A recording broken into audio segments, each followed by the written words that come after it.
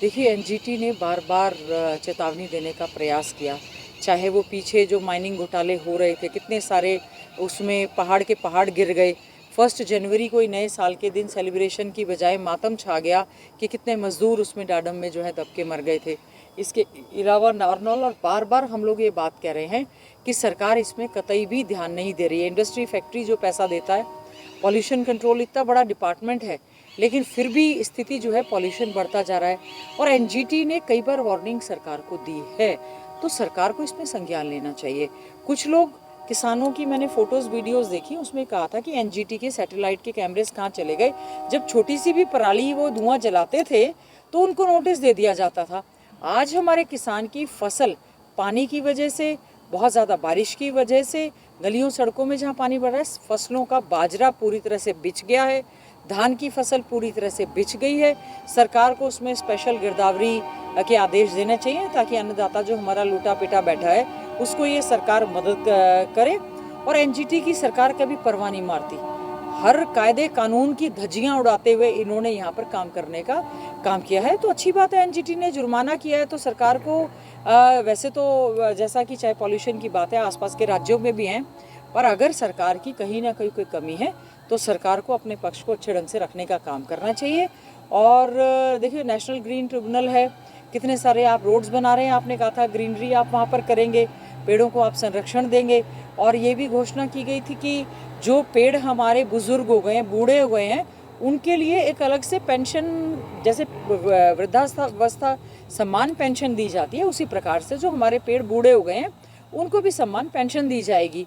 तो हमारे झज्जर से, जैसे हमारे मातनेल की बनी है, या झज्जर से बहुत सारे केसेस गए, तो जब मैंने पता किया विभाग से या मंत्री जी से बात की, पता चला कि ये केवल मात्र घोषणा है, इसमें ना कोई स्कीम बनी है अभी तक, ना ही कोई बजटरी प्रोविज़न किया गया है। तो मैं समझती हूँ सरकार केवल कोरे कोरे झूठे आश्वासन और घोषणा करने में ज़्यादा विश्वास करती है, काम करने में सरकार पूरी तरह से फेल है। इस समय शिक्षा की जो हालत है, बहुत ज़्यादा बदहाल स्थिति हरियाणा प्रदेश में हो चुकी है।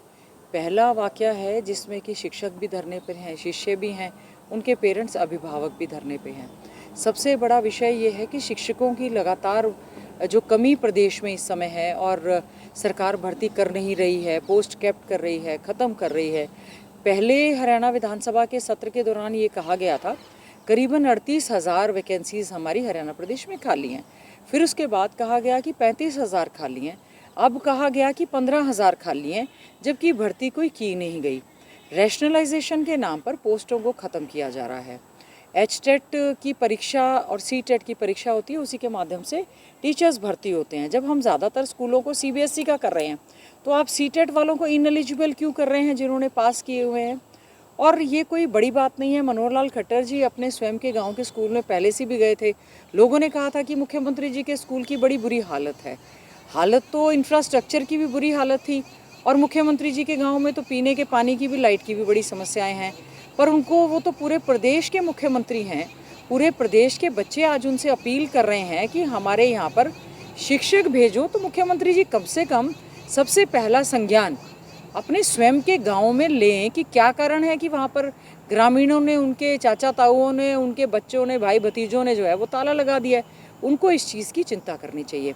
पिछले दिनों हमारे गांव ग्वालिसन, जिसकी की बिल्डिंग की बहुत बद से बदतर हालत थी, आप लोगों ने भी मुद्दा उसको उठाया। हमने पूरा सरकार से खुद प्रयास किया, पिटीशन कमेटी में लगाया, विधानसभा में उठाया। अब उसकी बिल्डिंग जब तैयार हो गई तो माननीय मुख्यमंत्री जी ने ऑनलाइन उसका उद्घाटन किया था।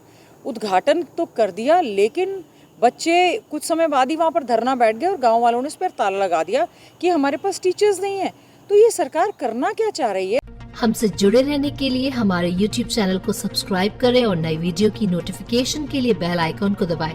अगर आप ये वीडियो Facebook पर देख रहे हैं तो लाइक जरूर करें और ज्यादा से ज्यादा शेयर करें। धन्यवाद।